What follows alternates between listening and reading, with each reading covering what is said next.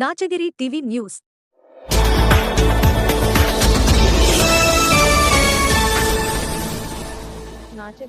మన నాచగిరి టీవీని సబ్స్క్రైబ్ చేయండి.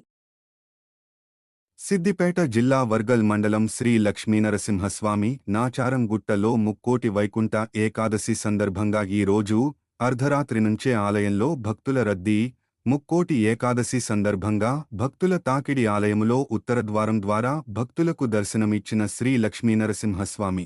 ఇట్టి కార్యక్రమంలో ఆలయ కార్య నిర్వహణ అధికారి విజయరామారావు, ఆలయ చైర్మన్ రవీందర్ గుప్తా, పాలక మండలి సభ్యులు గాలి కిష్టయ్య, చందనాగరాజు, కొత్తపల్లి శ్రీనివాస్, రుద్ర శ్రీహరి, ఉష రాజశేఖర్ శర్మ, కర్రె పద్మ వెంకటేశం, నాయకం శ్రీనివాస్, నాచారం గ్రామ సర్పంచ్ సారిక యాదగిరి, ఉప సర్పంచ్ వినయ్ అధిక సంఖ్యలో భక్తులు మరియు సిబ్బంది పాల్గొన్నారు.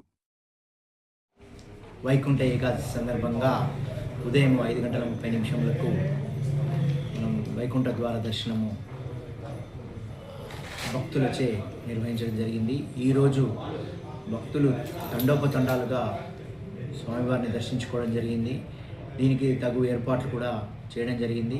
ధర్మకర్తల మండలి మరియు చైర్మన్ గారు మరియు గ్రామ సర్పంచ్ గారు, ఇతర భక్తులు, కొంతమంది విఐపీలు కూడా హాజరైనారు.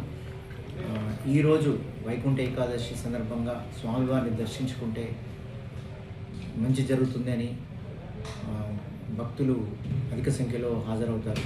ఇది కాకుండా జనవరి 1 రోజున కూడా మాకు భక్తులు ఎక్కువ సంఖ్యలో హాజరవుతారని క్యూ లైన్లు, ఇతర మంచినీటి వసతి ఇవన్నీ కూడా ఏర్పాటు చేయడం జరుగుతుంది.